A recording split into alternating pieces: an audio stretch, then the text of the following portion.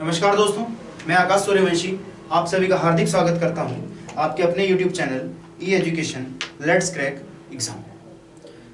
तो देखिएगा दोस्तों, जैसा कि आप सभी को विदित है, आप सभी को इस बात की पूर्ण रूप से जानकारी है कि हम लोग हिंदी को लेकर के जुड़े हुए हैं काफ़ी लंबे टाइम से और चीज़ों को हम धीरे धीरे पढ़ रहे हैं और प्रयास कर रहे हैं और धीरे धीरे चीज़ें लेकर के चल रहे हैं। तो देखिएगा दोस्तों, जैसे कि आपको इस बात की भी पूर्ण रूप से जानकारी है कि हम लोगों का भी चैनल का जो नाम है हमने भूमि क्लासेस कर दिया है। बात क्लियर है दोस्तों, और चीज़ें हम धीरे धीरे आगे लेकर के चल रहे हैं। आप काफ़ी अच्छा सपोर्ट कर रहे हैं और काफ़ी अच्छा भी लग रहा है इस बात को देख करके। बस कृपया करके आप like share and subscribe regularly करते रहें, ठीक है? करते रहें, कराते रहें, ठीक है? लाइक शेयर एंड सब्सक्राइब करते रहें और कराते रहें और चीज़ों को आगे बढ़ाते रहें। खैर, मैं जैसा कि आप सभी को लास्ट टाइम बता चुका था दोस्तों, मैं जैसा कि आप सभी को लास्ट टाइम बता चुका था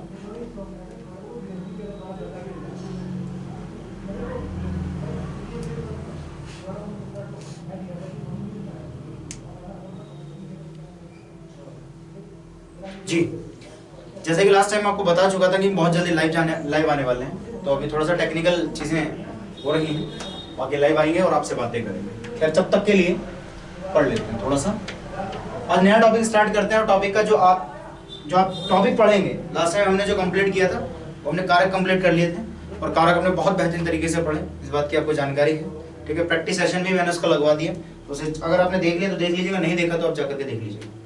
चलिए, आप हेडिंग बनाएंगे और लिखेंगे वाक्य। हेडिंग बनाएं और लिखें वाक्य। आज अपन वाक्य पढ़ेंगे।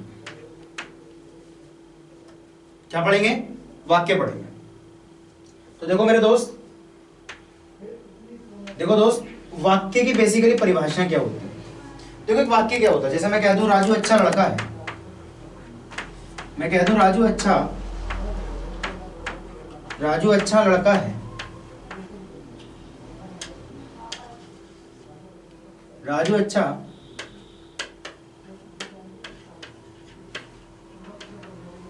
लड़का है। तो देखिए, एक प्रॉपर एक सेंटेंस है, एक प्रॉपर एक वाक्य है। बात समझ में आ रही है? पर राजू अच्छा लड़का है, ये एक प्रॉपर एक वाक्य है आपका। अब इस वाक्य में होता क्या क्या? देखिएगा, एक वाक्य को बनाने के लिए हमें किसकी जरूरत पड़ती है? शब्दों की जरूरत पड़ती है। किसकी आवश्यकता पड़ती है? हमें शब्दों की आवश्यकता पड़ती है। किसकी जरूरत पड़ती है मेरे भाई? शब्दों की जरूरत पड़ती है, ठीक है? शेर नहीं हो, शब्दों की आवश्यकता पड़ती है। ये सभी शब्द हैं, ठीक है? तो अब आप कहेंगे परिभाषा में कौन सी बड़ी बात रह गई भैया? कह दो जी, शब्दों का समूह हमारा वाक्य कहलाता है। ये बात आप कह सकते हैं, लेकिन ये बात थोड़ी सी परफेक्ट नहीं है। इसका जो सार्थक शब्द होगा या सार्थक जो इसका एक अर्थ होगा, इसका जो परफेक्ट मीनिंग होगा, इसकी जो परफेक्ट परिभाषा होगी, वो क्या होगी? तो देखिएगा, शब्दों का मिला होना, शब्दों का समूह होना वाक्य नहीं होता है, बल्कि ये जो शब्द होते हैं इनका सार्थक होना बहुत जरूरी होता है। शब्दों का सार्थक मतलब होता है कि प्रत्येक शब्द का अपने आप में कोई मीनिंग होना चाहिए, मीनिंगफुल वर्ड होनी चाहिए, ठीक है? The arrangement of meaningful words are known as sentence, ठीक है? तो हम कह सकते हैं कि सार्थक शब्दों का समूह क्या कहलाता है? आपका वाक्य कहलाता है। तो इस बात को आप कहीं ना कहीं पर नोट कर लीजिएगा दोस्तों, इस बात को आप कहीं पर भी नोट कर लीजिएगा कि सार्थक शब्दों का समूह, शब्दों का समूह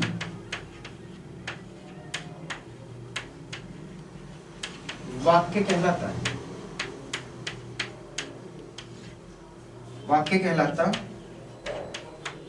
सार्थक शब्दों का समूह आपका क्या कहलाता है? आपका वाक्य कहलाता है। बात समझ में आ गई? सार्थक शब्दों का समूह वाक्य कहलाता है। भाई, कैसे होने चाहिए वर्ड्स? शब्द कैसे होने चाहिए? मीनिंगफुल होने चाहिए। सार्थक शब्दों का समूह आपका क्या कहलाता है? वाक्य कहलाता है। बात क्लियर है? सार्थक शब्दों का समूह आपका वाक्य कहलाता है। चलिएगा, अब आगे देख लेते हैं थोड़ा सा। आज जो हम पढ़ेंगे कि एक वाक्य बनता किससे। देखिए, एक बात अगर मैं आपसे कह दूं शरीर के अंग। तो शरीर में अंगों का क्या रोल है? तो देखिएगा दोस्तों, अंगों से ही शरीर निर्मित होता है। तो अंगों से ही शरीर निर्मित है, इसका मतलब इसीलिए हम कहते हैं शारीरिक अंग या शरीर के अंग। तो इसीलिए पर्टिकुलर किसी भी चीज को बनाने के लिए उसके अंगों की उसमें आवश्यकता पड़ती है। कह दो अहम रोल है उसके अंगों का होता है, उसके अंगों से ही वह चीज निर्मित होती है। ठीक उसी प्रकार से सबसे पहले अपन जो हेडिंग बनाएंगे वो लिखेंगे वाक्य के अंग। वाक्य के अंग, क्या लिखेंगे? वाक्य के अंग। वाक्य के अंग यानी वाक्य जिनसे मिलकर के बना है उन्हें हम वाक्य के अंग कहेंगे। और वाक्य मिलकर के किस किस से बना है? तो वाक्य भैया दो चीजों से मिलकर बना है। ठीक है, वो है आपका पहला है आपका उद्देश्य, अगला है आपका विधेय। एक आपका उद्देश्य होता है, एक आपका विधेय। यानी उद्देश्य और विधेय से मिलकर के आपका क्या बनता है? एक वाक्य बनता है। उद्देश्य और विधेय आपस में मिलकर एक वाक्य का निर्माण करते हैं, इसलिए इनको कहते हैं वाक्य का। अब ये उद्देश्य क्या है तो वो देखिएगा, उद्देश्य किसे कहते हैं और विधेय किसे कहते हैं। ठीक है, तो देखिएगा वाक्य में जो कर्ता होता है, वाक्य में जो कर्ता होता है, कर्ता या जिसकी बात की गई हो, या जिसके विषय में जिसके विषय में बात की गई, जिसके विषय में बात की गई हो,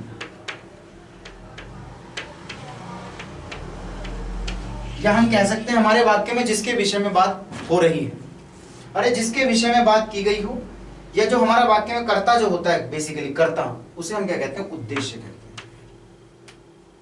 विधेय क्या है?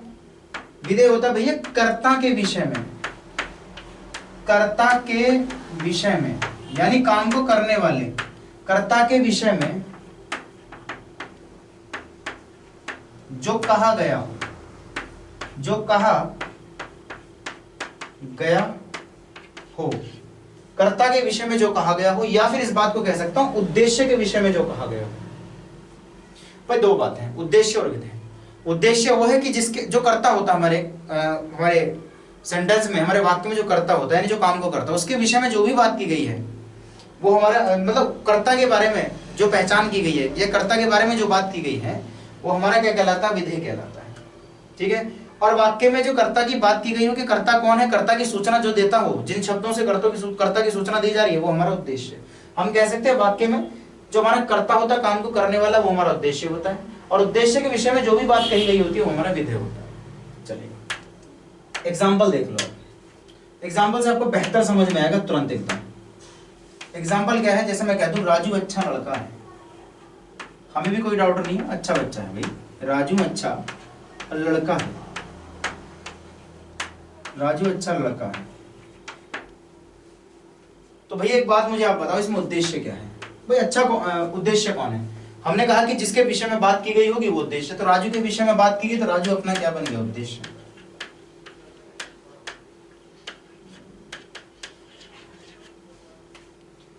अच्छा लड़का है, ये क्या है आपका पूरा? ये आपका पूरा है विधेय। ये क्या है दोस्त? ये आपका पूरा विधेय। बात के लिए अगला एग्जांपल देख लेते हैं।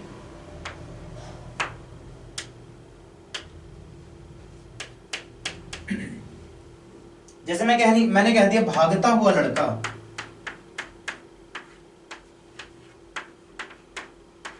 भागता हुआ लड़का पकड़ा गया। भागता हुआ लड़का पकड़ा गया, ये बात मैंने आपको बोल दी। भागता हुआ लड़का पकड़ा गया, तो उद्देश्य कौन है?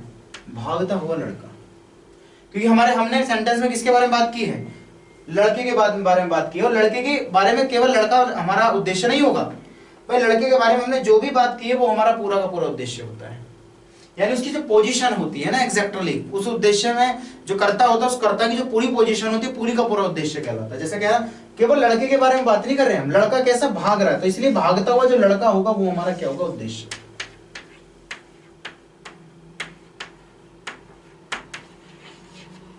और जो पकड़ा गया ये अपना क्या बन गया? ये अपना विधेय बन गया।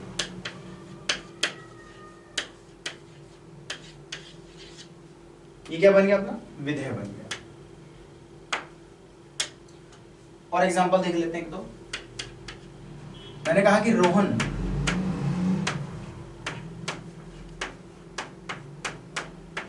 चलता हुआ चलता हुआ चलता हुआ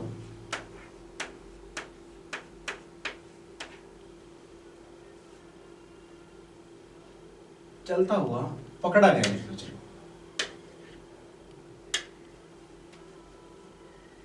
रोहन, इस बात को आप काटिएगा, इस बात को आप ऐसे लिखिए,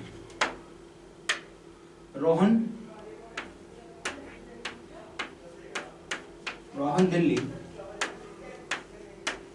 पैदल गया। अरे रोहन दिल्ली पैदल गया, तो उद्देश्य कौन है? किसके विषय में बात की जा रही है? रोहन। अब रोहन की कोई पोजीशन थोड़ी है, मैं कह दूं रोहन की कोई पोजीशन थोड़ी है, तो रोहन अपना क्या बन गया? उद्देश्य बन गया।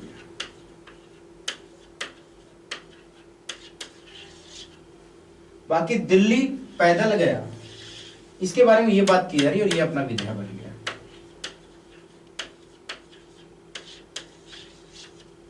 ठीक है, कल जब मैं आऊंगा तो उद्देश्य विधेय की आपको बहुत सारी प्रैक्टिसेस कराऊंगा। ठीक है, फिलहाल के लिए उद्देश्य विधेय के मैं आपको चीजें समझा दूं। ठीक है, तो ये थे हमारे वाक्य के अंग। बात समझ में आ रही है? ये क्या थे हमारे वाक्य के अंग। नेक्स्ट सेशन में मैं आपको क्या कराऊंगा? उद्देश्य और विधेय की ज्यादा से ज्यादा आपको क्या करूंगा? प्रैक्टिस कराऊंगा। बात करिए, तो ये तो हमारा जो वाक्य का अंग था वो हमारा एक टॉपिक कंप्लीट हो चुका है। अब हम चलते हैं वाक्य के।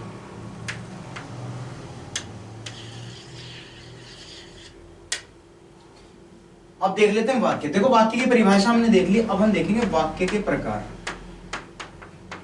वाक्य के प्रकार, देखो जी, वाक्य के दो प्रकार है। कह दो वाक्य को दो भागों में बांट दिया गया। एक तो बांटा गया रचना के आधार पर,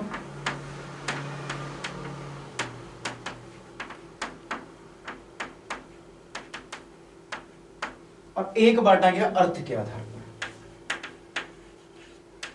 अर्थ के आधार, एक तो बांटा गया रचना के आधार पर।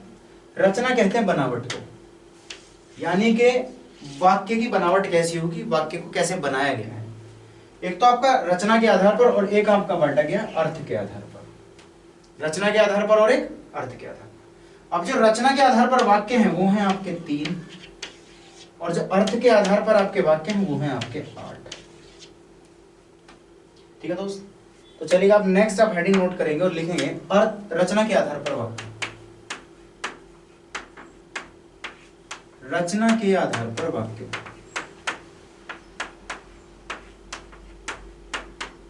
रचना के आधार। तो रचना के आधार पर कौन कौन से होते हैं? तो सबसे नंबर पहला आता है आपका सरल वाक्य।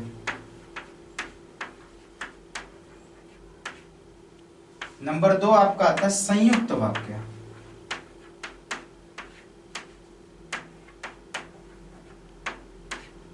और नंबर 3 आपका आता है मिश्रित वाक्य।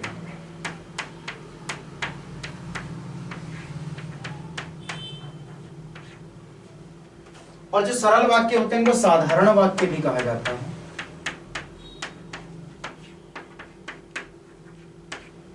इनको साधारण वाक्य भी कहा जाता है। तो सरल वाक्य, साधारण वाक्य, दूसरा आपका संयुक्त वाक्य।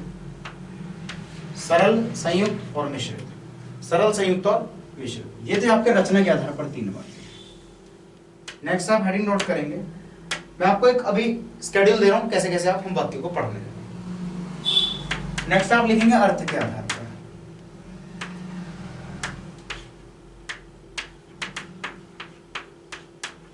अर्थ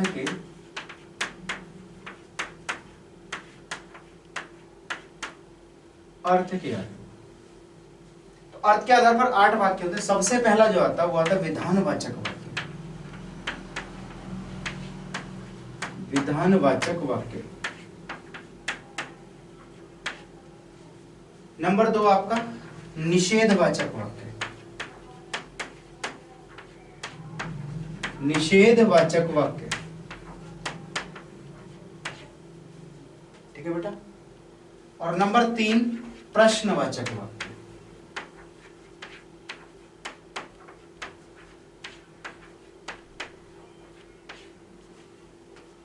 और नंबर 4 विस्मयवाचक वाक्य।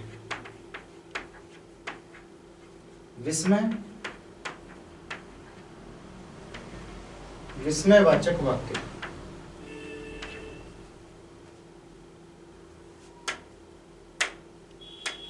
नंबर 5 संबंधवाचक वाक्य।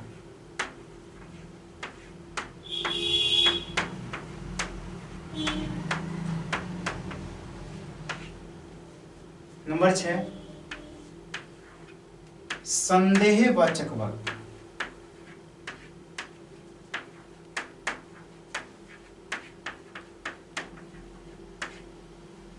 और नंबर 4 संकेतवाचक वाक्य।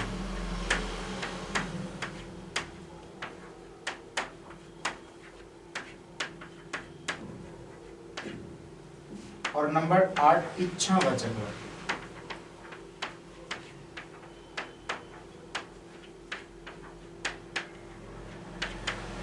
ये आपके होते हैं अर्थ के आधार पर 8 प्रकार के।